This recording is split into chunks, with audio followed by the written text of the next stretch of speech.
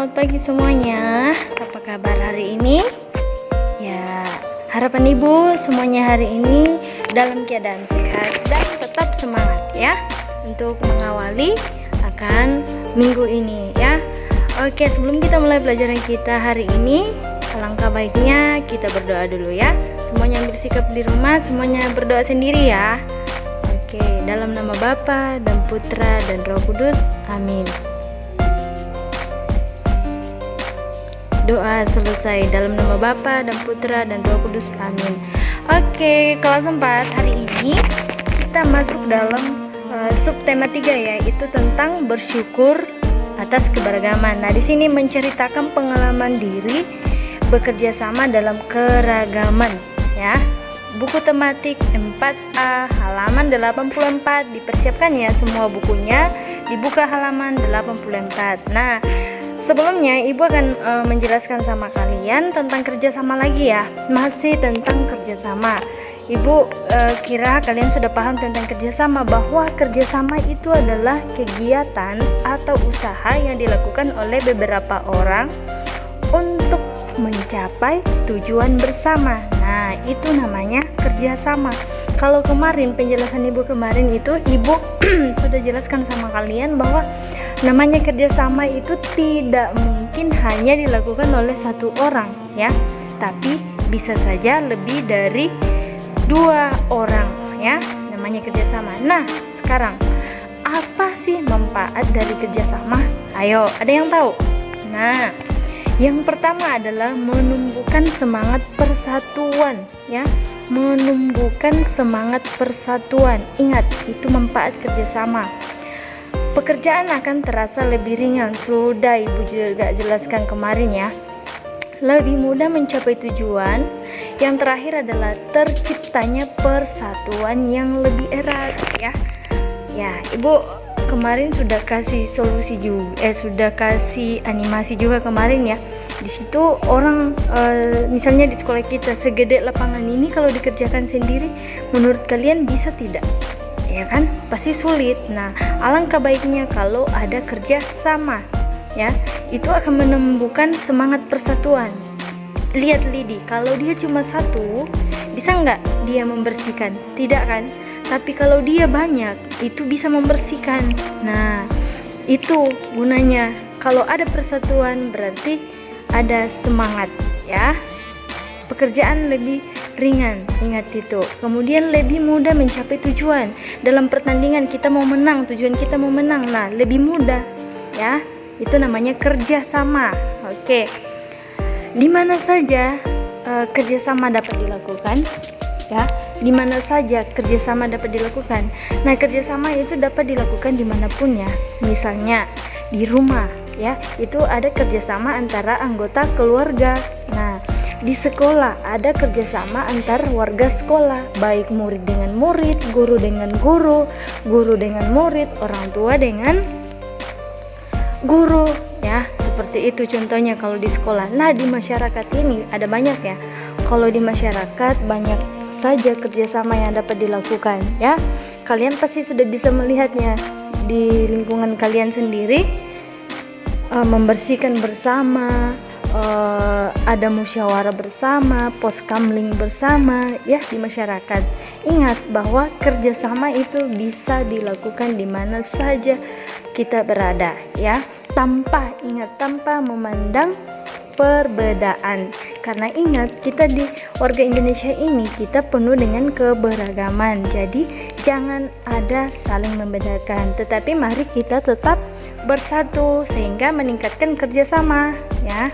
Oke, ini sekarang contoh kerjasama ya. Pasti kalian sudah tahu ya. Kalau di rumah, nah contoh kerjasamanya itu membersihkan rumah.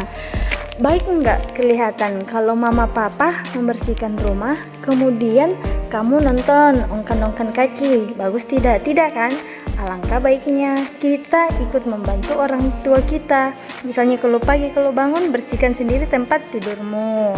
Nah, kalau di sekolah apa contohnya? Sama saja membersihkan ruangan kelas ya, atau ada kerja bakti. Nah, dalam kelompok juga ya, kelompok belajar di sekolah itu ada juga kerjasama antar kelompok ya. namanya kelompok berarti itu yang ada di dalam saling bekerja sama, tidak hanya satu orang yang bekerja, namanya kerja kelompok ya. Oke, nah sekarang di masyarakat ya, apa saja sih yang bisa, sudah tadi ibu jelaskan ya, ada ronda malam ya, kerja bakti, gotong royong. Nah itu adalah contoh-contoh kerjasama yang bisa dilakukan di rumah. Ada banyak ya contohnya, bukan hanya yang ibu jelaskan hari ini, tapi itu penjelasan mengambil contoh saja. Tapi bisa kalian lihat di kehidupan sehari-hari, oh ini ya namanya kerjasama, oh ini ya namanya orang yang mementingkan diri sendiri, tidak mau bekerja sama ya. Jangan memiliki sikap egois ya, tidak boleh. Tapi kalau ada orang bekerja, mari kita turut membantu. Oke. Nah, di buku kalian itu halaman 84 ada artikel ya tentang kerjasama, di mana di situ adalah menceritakan tentang suku Bugis yang membangun rumah adat ya. Suku Bugis yang membangun rumah adat ini tidak hanya satu orang atau orang tertentu yang menyelesaikan ya, tapi mereka bergotong royong. Nah, coba perhatikan di sini ada tugas masing-masing dari orang-orang yang ikut terlibat dalam pembangunan rumah adat tersebut ya. Ada namanya sandrobola. Apa fungsi seorang sandrobola? Fungsi sandrobola itu adalah memilih lokasi rumah, waktu pembuatan, jenis kayu. Nah, ini fungsinya. Kemudian pandrebola ada fungsinya ya. Tenaga pembantu itu ada fungsinya. Kalau pandrebola, tukang yang sudah mengetahui teknik pembuatan rumah, jadi arsiteknya ya. Nah, kemudian kalau tenaga pembantu itu terdiri dari keluarga dekat, pemilik rumah, dan juga para tetangga. Jadi dari sandrobola ini, pandrebola, tenaga pembantu ini saling bekerja sama. Nah, ada yang bertugas mencari lokasi rumah tadi, ada yang bertugas mengetahui teknik pembuatan rumah, berarti tukangnya ya. Kemudian ada tenaga pembantu ya. Tenaga pembantu itu biasanya dari keluarga dekat, pemilik rumah, dan para tetangga. Nah, itu adalah cara ya membuat rumah adat untuk suku Bugis. Ada sebutan masing-masing ya. Mereka juga bekerja sama, tidak hanya dilakukan oleh satu orang. Oke. Nah, mereka bahu-membahu artinya saling tolong-menolong ya. Mereka bahu-membahu saat ada pekerjaan yang membutuhkan banyak tenaga. Saling tolong-menolong saat membutuhkan banyak tenaga ya. Kita tahu bahwa membuat rumah adat itu tidak dilakukan dengan mudah. Nah, mereka bekerja dengan sukarela atas dasar solidaritas. Ingat, dengan sukarela atas dasar solidaritas tanpa mengharapkan imbalan. Nah, mereka di sini bekerja sama, tidak mengharapkan imbalan dari pemilik rumah tersebut. Tidak, mereka berpikir bahwa oh, saya mau membantu supaya nanti saya dapat ini, saya dapat makanan, saya dapat duit. Tidak, tapi mereka karena ada dalam hati mereka sukarela, oh saya mau membantu itu ya, karena mereka mempunyai sikap toleransi saling menolong tanpa membedakan. Ingat, tanpa membedakan ya, tanpa melihat bahwa oh ini agama Kristen, saya tidak mau bantu. Tidak ada dalam pikiran mereka di Bugis ya, dalam hal seperti itu tidak ada, tapi mereka saling bahu-membahu ya. Nah, coba perhatikan, hanya hal yang sama juga ya dimiliki oleh suku Talio ya, suku Tolio atau yang ada di Buton, Sulawesi Tenggara. Kalau suku Bugis tadi ada di Sulawesi Selatan ya, sama-sama. Nah, suku Tolio ini rumah adatnya namanya apa? Iya, rumah Banua Tada. Nah, coba perhatikan, mereka ini membangun rumah ini bergotong royong juga ya. Diperlukan tenaga tambahan yang berasal dari anggota masyarakat. Nah, membangun rumah ini ibu sudah bilang tadi tidak segampang dan tidak semudah membuat kue ya. Nah, coba perhatikan, jadi kalau ada yang membangun rumah pada suku Tolio ini di Buton, itu mereka saling bekerja sama ya, saling bekerja sama karena ini membutuhkan tenaga-tenaga. Misalnya mungkin kita bukan tukang ya, tapi saat mungkin mendirikan itu kita ikut di situ, kan banyak yang bisa dikerjakan, misalnya angkat kayu ya, angkat batu. Nah, tidak hanya saya bukan tukang, itu berarti keragaman dalam profesi ya. Saya bukan tukang kayu, masa saya ikut di situ? Setidaknya kita ada di situ. Angkat kayu yang ringan kah, atau ikut mengangkat yang lainnya ya. Jangan berpikir bahwa saya seorang polisi, saya seorang tentara, saya seorang dokter, masa saya mau ke situ ya.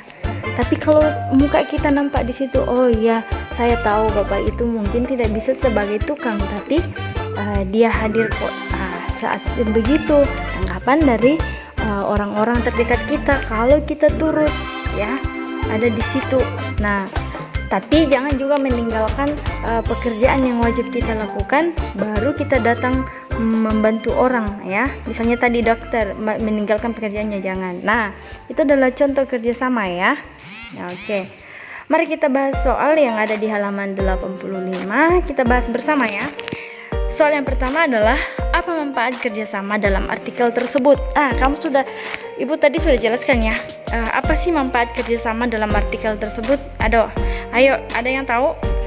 Nah, yang pertama terjalin silaturahmi. Tahu silaturahmi? Kemudian yang kedua terjalin kerukunan antar keluarga. Kemudian yang ketiga pekerjaan yang berat akan terasa ringan. Keempat pekerjaan akan cepat selesai ya. Nah, ini manfaatnya tadi yang kita temukan dalam artikel itu, dalam teks itu ya, bahwa terjalin silaturahmi. Silaturahmi itu tata krama antara orang yang satu dengan yang lainnya. Mungkin kita dari keluarga, misalnya dari keluarga ini saling mengenal keluarga itu ya, terjalin kerukunan antar keluarga. Kemudian pekerjaan yang berat akan terasa ringan. Ingat, kalau kita melakukan bersama-sama suatu pekerjaan yang pastinya itu akan terasa ringan ya.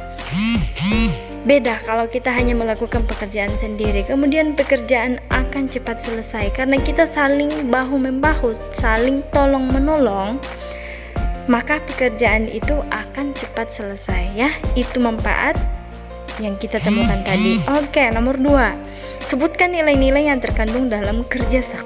Itu kesedat ya. Sebutkan nilai-nilai yang terkandung dalam kerjasama. Ayo, apa nilai-nilai yang terkandung dalam kerjasama? Kalau kamu mengerjakan bekerja sama itu, apa nilai yang kalian dapat?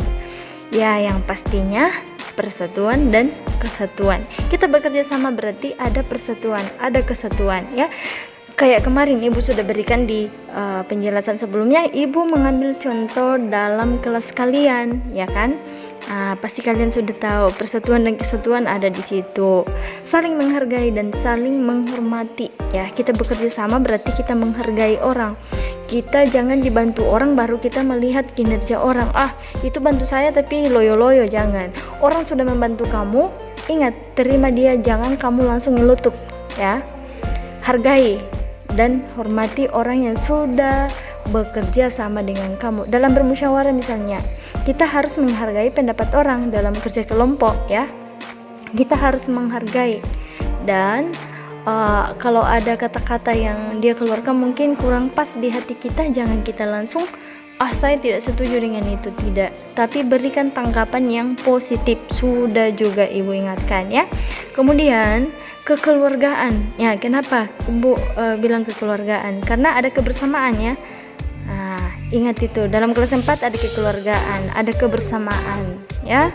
Oke, nah sekarang kalian ya yang mengerjakan latihan di rumah ya. Buku tematik 4A halaman 94. Ada kaitannya dengan nomor 3 kita ya. Nomor 3 di halaman 84 itu menceritakan pengalaman sendiri dalam bekerja sama ya. Menceritakan pengalaman bekerja sama dalam perbedaan. Nah, sekarang kamu bercerita ya. Ceritakan, tuliskan di buku tugasmu pengalaman yang kamu sudah alami bekerja sama dalam perbedaan. Ingat, dalam perbedaan, bukan hanya perbedaan suku, perbedaan agama, tapi ada banyak ya. Nah, silakan dituliskan. Bisa juga menuliskan pengalaman orang ya. Kalau kamu mungkin tidak terlalu punya pengalaman, bisa tuliskan. Nah, diceritakan ya di buku tugasnya, dipoto dan dikirim ke WA Ibu. Oke. Semangat dan tetap belajar ya. Semangat belajar dan tetap jaga kesehatan. Jangan lupa berdoa. Sampai jumpa. Jaga kesehatan ya di rumah kelas 4.